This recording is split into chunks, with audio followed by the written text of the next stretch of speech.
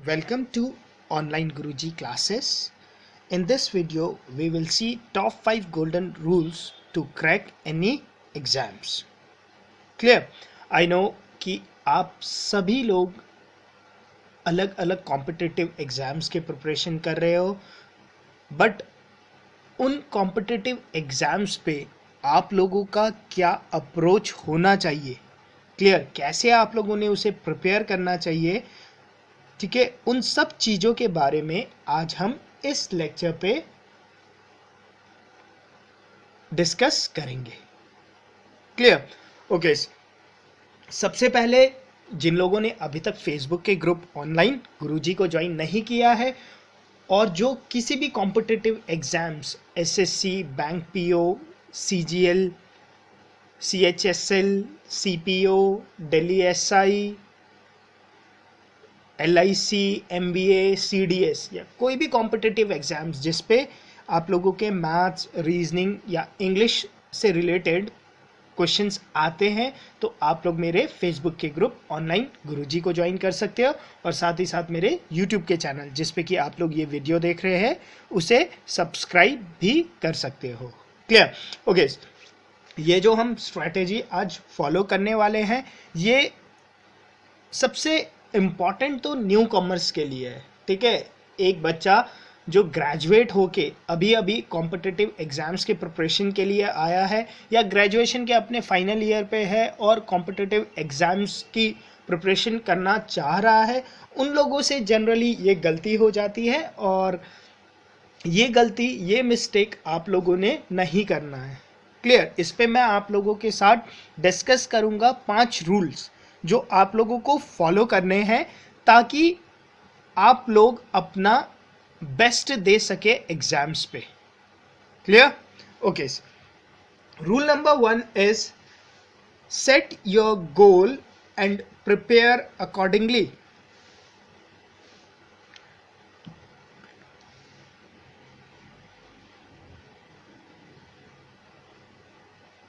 Set your goal and prepare accordingly।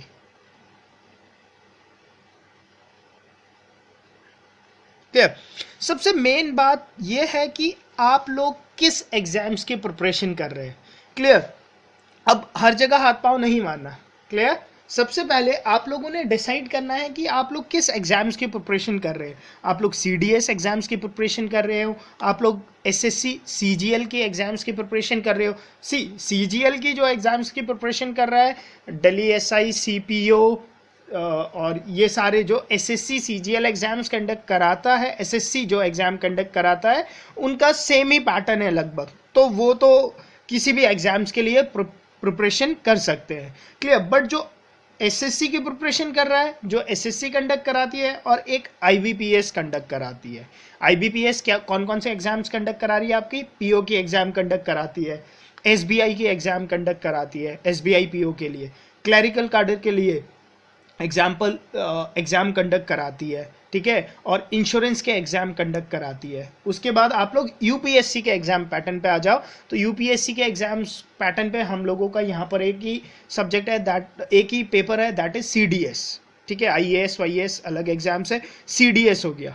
ठीक है, और अगर आप लोग कैट की तरफ जाओगे तो आप लोग कैट एक अलग ही बॉडी है जो अपना पेपर कंडक्ट करा रही है। ठीक है, प्रोमेट्रिक से कराती थी, आजकल शायद टाटा TCS वालों से करा रही है। क्लियर? तो सबसे पहले तो आप लोगों ने डिसाइड करना है कि आप लोग कौन से एग्जाम्स के लिए प्रिपरेशन कर रहे हो। सेट योर गोल, आप लोगों को अपना गोल सेट करना है। ठीक है, कि मैं IBPS जो एग्जाम कंडक्ट कराता है उससे रिलेटेड किसी एग्जाम्स की प्रिपरेशन कर रहा हूं, कि SSC जो एग्जाम्स कंडक्ट करा रहा है मैं उससे रिलेटेड किसी एग्जाम्स की प्रिपरेशन कर रहा हूं, मैं CDS की प्रिपरेशन कर रहा हूं, कि मैं MBA की प्रिपरेशन कर रहा हूं। ठीक है, और उसी के हिसाब से आप लोगों ने अपनी प्रिपरेशन करनी है। क्लियर? क्योंकि जो बच्चे अभी न्यू कमर्स है, जो अभी अभी एग्जाम्स देने, मतलब जिन लोगों को अभी सिलेबस भी नहीं पता है, जिन लोगों को बस ये पता है कि हाँ रीजनिंग होता है, बट अगर आप लोग देखोगे आईबीपीएस पीओ की रीजनिंग एकदम अलग है, मतलब जो आईबीपीएस कंडक्ट करा रहा है उसके रीजनिंग का पैटर्न एकदम अलग है, जो एसएससी एग्जाम कंडक्ट करा रहा है उसके रीजनिंग के पेपर अलग है एकदम, ठीक है। आईबीपीएस ज्यादा डेटा इंटरप्रिटेशंस की तरफ ध्यान देता है, एसएससी में डेटा इंटरप्रिटेशंस का मैथ्स की सेक्शन की बात करूं तो इतनी कोई वैल्यू है नहीं, ठीक है। सिमिलरली सीडीएस की एग्जाम्स की बात करूं तो सीडीएस की एग्जाम्स पे आप लोगों का लॉजिकल रीजनिंग का सेक्शन ही नहीं है, ठीक है। वहां पे मैथ्स आ रही है और मैथ्स वहां की मैथ्स जो एसएससी के पैटर्न पे आ रही है, क्लियर, ठीक है। आईबीपीएस एग्जाम्स जो कंडक्ट कराती है उस पे जो जीके जनरल नॉलेज या जनरल अवेयरनेस अगर मैं बोलूं तो उसका फोकस करंट अफेयर्स की तरफ ज्यादा है, जबकि एसएससी जो एग्जाम कंडक्ट कराती है उसका फोकस ज्यादा स्टैटिक जीके की तरफ रहता है, क्लियर। तो आप लोगों को पहले यह डिसाइड करना पड़ेगा कि आप लोग किस एग्जाम्स की प्रिपरेशन कर रहे हैं।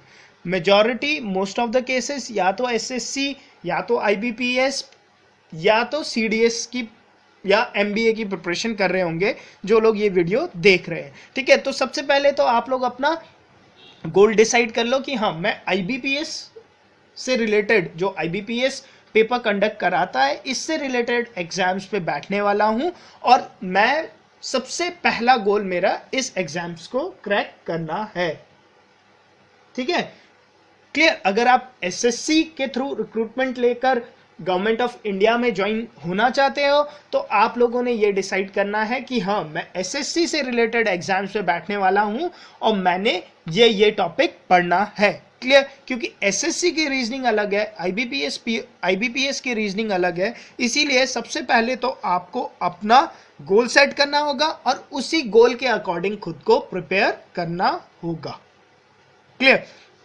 ओके, सेकंड चीज ये तो हो गया कि आप लोगों ने अपना गोल डिसाइड कर लिया कि हाँ ठीक है मैं तो आईबीपीएस पीओ एग्जाम्स के लिए प्रिपेयर करूंगा। किसी ने बोला नहीं मैं एसएससी सीजीएल के लिए प्रिपेयर करने वाला हूं, या कोई बोलता है मैं सीडीएस एग्जाम्स के लिए प्रिपरेशन करने वाला हूं।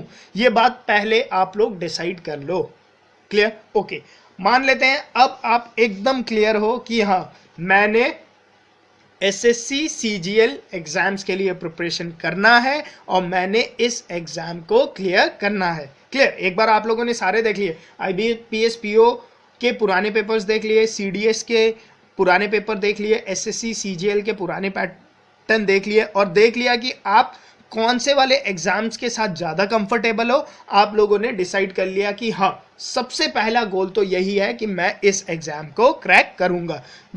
जिस भी एग्जाम्स पे आपको लगे कि हाँ इस एग्जाम्स के साथ मैं ज़्यादा कंफर्टेबल हूँ, इस पे जो रीजनिंग आती है वो मुझे ज़्यादा पसंद है, या इस पे जो मैथ्स आता है वो मुझे ज़्यादा अच्छा लगता है, क्लियर। उसी हिसाब से आप लोग सबसे पहले ये डिसाइड कर लो कि आप लोगों ने प्रिपेयर किस एग्जाम्स के लिए करना है, क्लियर। ओके, मान लेते हैं कि आप लोगों ने डिसाइड कर लिया कि ठीक है मैं इस पर्टिकुलर एग्जाम्स के लिए प्रिपेयर कर रहा हूँ, क्लियर। उसके बाद सेकंड चीज जो आप लोगों ने ध्यान रखना है that is don't fall in love.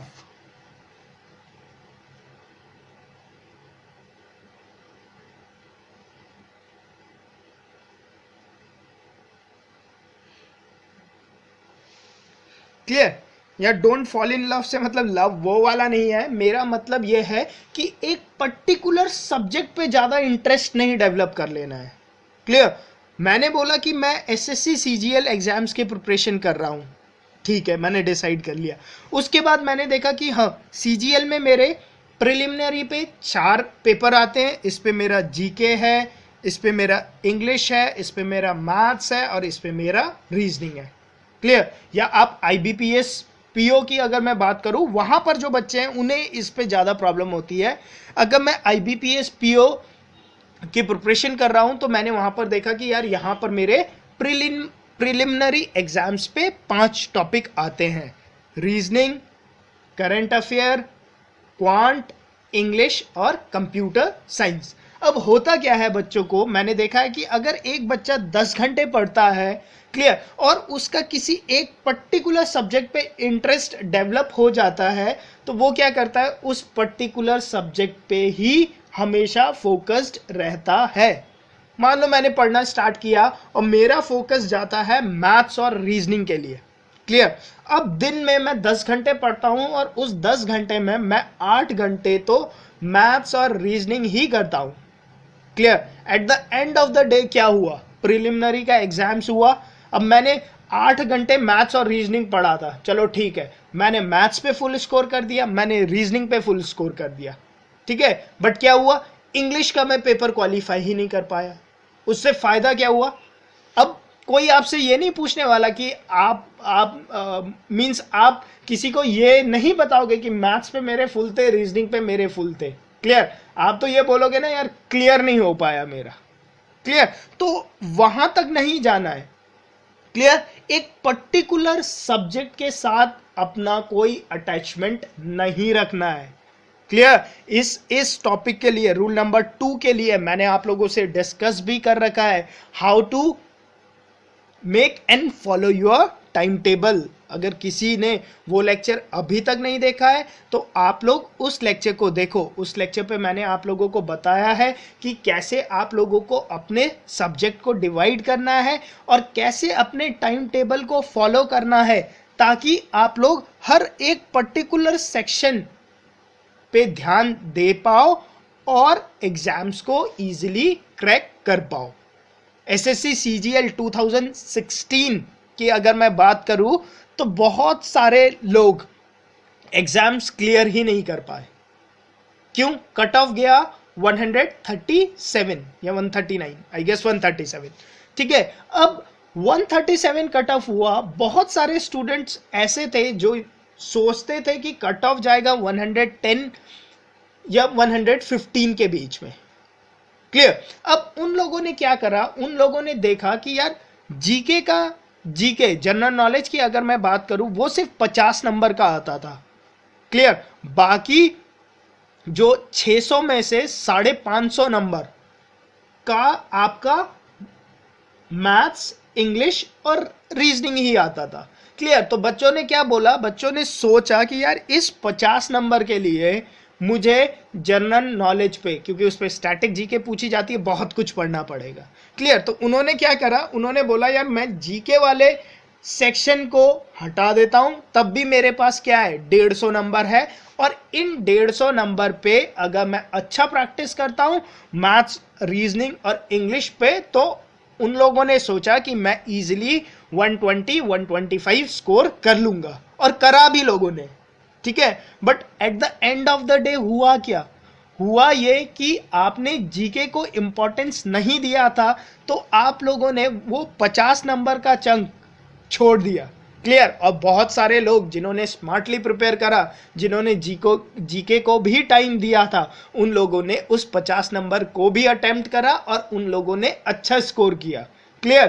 क्यों, क्योंकि आप लोगों ने सिर्फ 3 टॉपिक को इंपॉर्टेंस दिया और जीके को एकदम आप लोगों ने किनारा कर दिया, जीके बिल्कुल नहीं पढ़ा, जिसके कारण क्या हुआ, 150 नंबर में 137 नंबर स्कोर कर पाना थोड़ा टिपिकल हो गया। क्लियर। चलो कुछ ने तो कर लिया, बट बहुत लोगों के लिए ये टिपिकल रह गया, जिसके कारण वो लोग एग्जाम क्लियर नहीं कर पाए। ठीक है। तो इस तरीके से आपने किसी भी एक टॉपिक के साथ अपना अटैचमेंट नहीं करना है। आप लोगों ने जो अपना टाइम टेबल बनाना है, जो मैंने आप लोगों को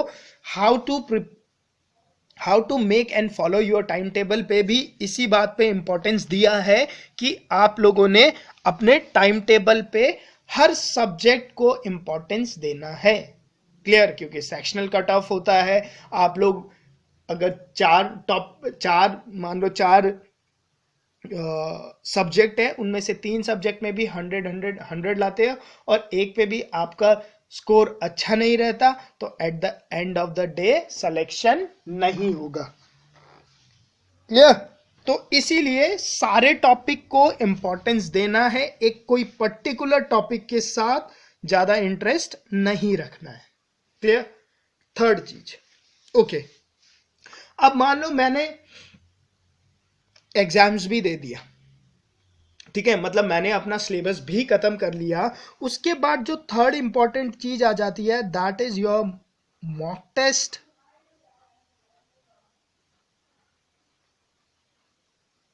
या मैं बोलता हूँ इसी को लोग बोलते हैं प्रैक्टिस पेपर भी बोल देते हो।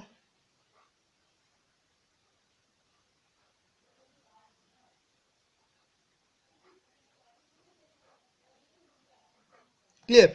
अब मैंने अपना खुद को प्रिपेयर भी करा। सबसे पहले मैंने अपना गोल सेट करा, उसके बाद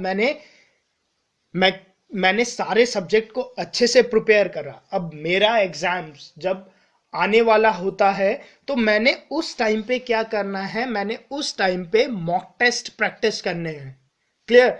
मॉक टेस्ट क्या होते हैं? मॉक टेस्ट होता है लाइक एसएससी सीजीएल का मॉक टेस्ट देखोगे आप, तो मॉक टेस्ट होता है जो रियल टेस्ट होता है, उसी के पैटर्न पे आप लोगों का एग्जाम एक डिफाइन किया हुआ होता है। ठीक है, जैसे एसएससी सीजीएल में अगर 25 25 25 25 क्वेश्चंस आते हैं 4 सेक्शन पे, तो आप लोगों का जो मॉक टेस्ट अगर आप एसएससी सीजीएल प्रिलिमिनरी के लिए दोगे तो उन मॉक टेस्ट पे भी 25 25 25 25 क्वेश्चंस होंगे और उनका पैटर्न लगभग लगभग सेम होगा जो आपका रियल एग्जाम होता है।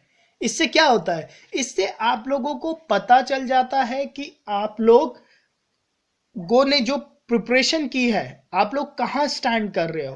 क्लियर। मॉक टेस्ट पे आप लोग प्रीवियस ईयर पेपर को भी कंसिडर कर सकते हैं। क्लियर। आप लोगों ने सारी तैयारी कर ली है। ठीक है, एग्जाम्स आने पे अब से 1 महीना बाकी है। क्लियर। आप लोगों ने मॉक टेस्ट भी स्टार्ट कर दिया। आप लोगों ने पिछले साल का मॉक टेस्ट दिया और आप लोगों ने देखा कि आप लोगों ने 140 स्कोर किया से। ठीक है, इस मॉक टेस्ट को देने के बाद एक तो ये होगा कि आप लोगों को आइडिया हो जाएगा कि एग्जाम्स पे इस टाइप के क्वेश्चंस पूछे जाते हैं आपके। सेकेंडली, आप लोगों को जब आप मॉक टेस्ट दोगे और उस मॉक टेस्ट को जब चेक करोगे और गो थ्रू करोगे तो आप लोगों को एक और चीज पता चलेगी कि आप लोगों को किस पर्टिकुलर टॉपिक पे प्रॉब्लम हो रही है। क्लियर। उसके बाद आप लोग सेल्फ जजमेंट कर सकते हो। आप लोग अपने आप लोगों को पता चल जाएगा कि यार हायर मैथमेटिक्स वाले सेक्शन पे मुझे अभी भी प्रॉब्लम लग रहा है। क्यों? क्योंकि पिछले साल जो क्वेश्चंस हायर मैथमेटिक्स के अगर 10 क्वेश्चन पूछे गए थे तो मुझसे उन 10 क्वेश्चंस पे सिर्फ 4 क्वेश्चन ही बन पाए। इसका मतलब क्या हुआ? इसका मतलब यह है कि आप लोगों की हायर मैथमेटिक्स अभी तक उस लेवल पे नहीं पहुंची है कि आप लोग एग्जाम्स के क्वेश्चन सॉल्व कर पाओ। चलो, आप लोगों ने इंग्लिश किया, इंग्लिश पे ग्रामर सेक्शन पे आप लोग देखो कि ग्रामर के क्वेश्चंस आप लोगों के मोस्टली गलत हो रहे हैं। तो इसका मतलब क्या हुआ? इंग्लिश पे आप लोगों की प्रैक्टिस तो है बट ग्रामर पे अभी भी प्रैक्टिस और करना पड़ेगा। क्यों? क्योंकि ग्रामर के क्वेश्चंस अभी आपके गलत हो रहे हैं। क्लियर। इस तरीके से आप लोग 1 महीना या 50 दिन पहले से अगर मॉक टेस्ट देना शुरू करोगे तो आप लोग को पता चलने लगेगा कि कहां कमी रह गई है प्रिपरेशन पे। जो भी टाइम लिया आपने 4 महीने या 6 महीने की प्रिपरेशन में, कहां पर क्या क्या कमी रह गई, उन सारी कमियां आप लोगों को मॉक टेस्ट देने पे ऑटोमेटिकली आप लोगों को पता चलने लगेगा। क्लियर। और अगर आप लोग मॉक टेस्ट 50 दिन पहले से ही शुरू कर लेते हो तो एग्जाम्स आने तक वो सारी जो भी कमियां थी आप लोगों में, ठीक है, उन सारी कमियां को आप लोग दूर कर सकते हो और जो आपका फाइनल मॉक टेस्ट होगा उस पे आप बहुत ही अच्छे मार्क्स लेकर पास हो सकते हो। क्लियर। 3 पॉइंट डिस्कस कर लिया। First, set your goal. Second, don't fall in love with one particular subject. Third, exam जब आने लगे तो मॉक टेस्ट और प्रैक्टिस पेपर्स पे ध्यान देना है। क्लियर। ओके, अब एग्जाम का दिन भी आ गया, आप एग्जाम देने बैठे हो। ठीक है, और आप लोगों ने rule number 1, rule number 2, rule number 3 तीनों फॉलो करे हैं और आप बैठ के एग्जाम लिख रहे हो। ठीक है, यहां पर भी एक बात ध्यान रखना है आप लोगों को, यहां पर आप लोगों को ध्यान रखना है, डोंट गेट स्टक।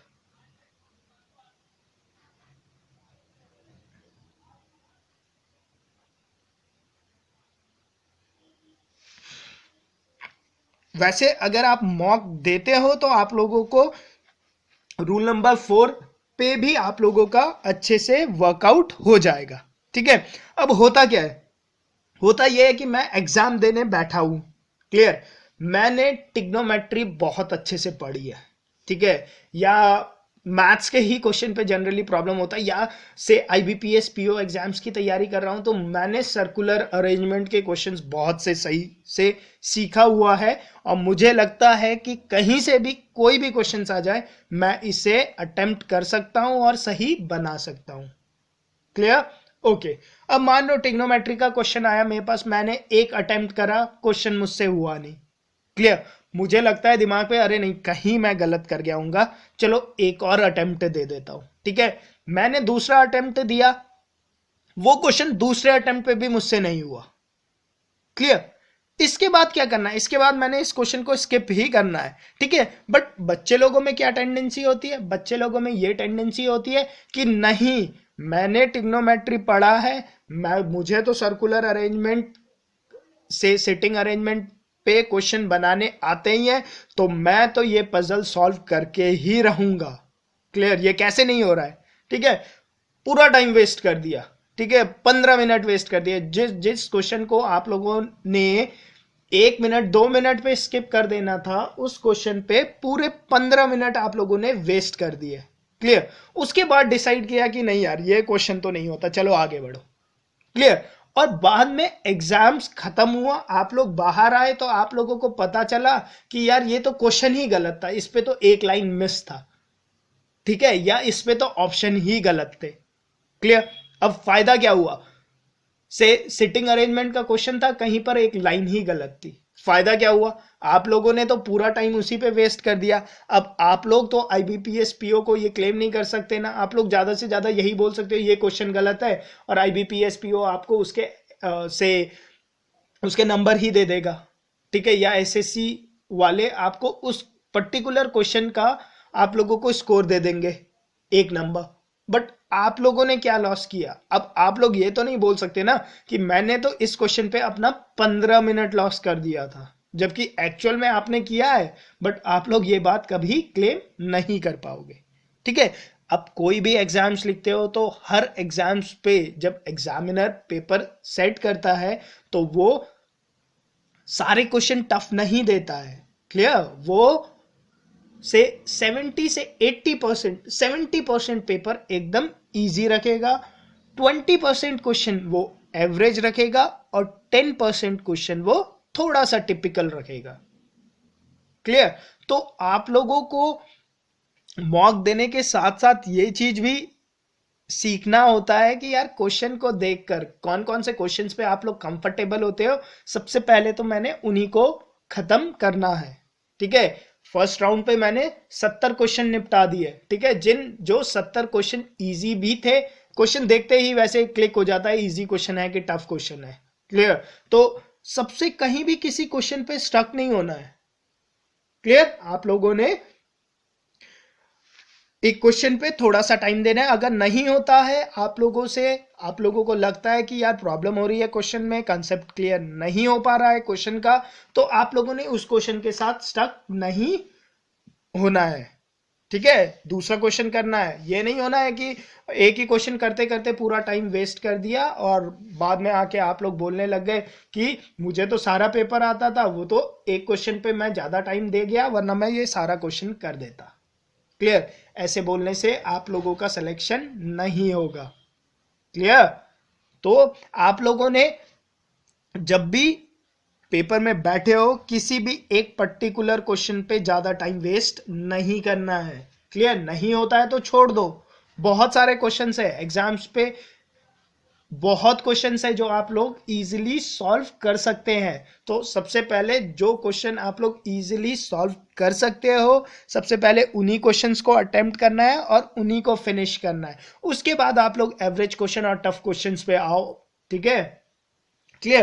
तो टाइम को स्मार्टली यूटिलाइज करना है, ठीक है, ये नहीं है कि टाइम को 15-15 मिनट वेस्ट कर रहे हो, क्लियर, एक एक सेकेंड इंपॉर्टेंट है एग्जाम्स पे, एक एक सेकेंड, ठीक है ना। आप लोगों को पता ही होगा कि 1 मार्क्स पे कितने बच्चे घुस जाते हैं इंडिया में, ठीक है, जिन लोगों के 136 135 नंबर होंगे एसएससी सीजीएल में, वो लोग इस बात को रियलाइज कर रहे होंगे कि 10 सेकंड और होता तो वो लोग प्रिलिमिनरी क्लियर कर जाते, क्लियर, हर एग्जाम्स पे ऐसे ही अगर आप लोग स्टैटिस्टिक देखोगे एग्जाम्स के, तो एग्जाम के स्टैटिस्टिक हमेशा ऐसे होते हैं, ठीक है। जो कट ऑफ के पास होता है ना, वहां पे बहुत सारे बच्चे रुक जाते हैं। क्लियर, जैसे कट ऑफ पे अगर 40,000 बच्चों का सिलेक्शन हुआ है और मैं इससे 5 नंबर कम कर दूं ना, तो 1 लाख बच्चों का सिलेक्शन हो जाएगा। क्लियर, तो जो ये 60,000 बच्चे जो कि 1 नंबर या 2 नंबर से रह गए, ये भी सेलेक्ट हो सकते थे। क्लियर, बट इन्होंने एग्जाम्स लिखते वक्त कहीं पर कुछ गलती कर दी, जिसके कारण ये सेलेक्ट नहीं हो पाए। ठीक है, तो आप लोगों ने कुछ भी अपना 100% करके आना है एग्जाम्स पे। ठीक है, सारे रूल फॉलोज करने हैं और एक एक पॉइंट पर ध्यान रखना है। Clear, okay. नेक्स्ट चीज, कंटिन्यू योर प्रिपरेशन।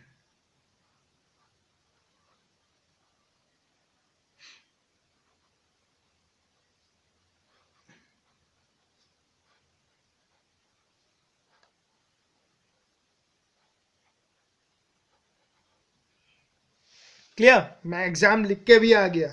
ठीक है, अब मैंने एग्जाम लिखा, मेरे मार्क्स आ रहे थे से 100, नहीं मैं, चलो मार्क्स नहीं आ रहे थे, बट मैं क्या था, मैं एक डाउटफुल कंडीशन में था कि यार मेरा एग्जाम क्लियर होगा कि नहीं होगा।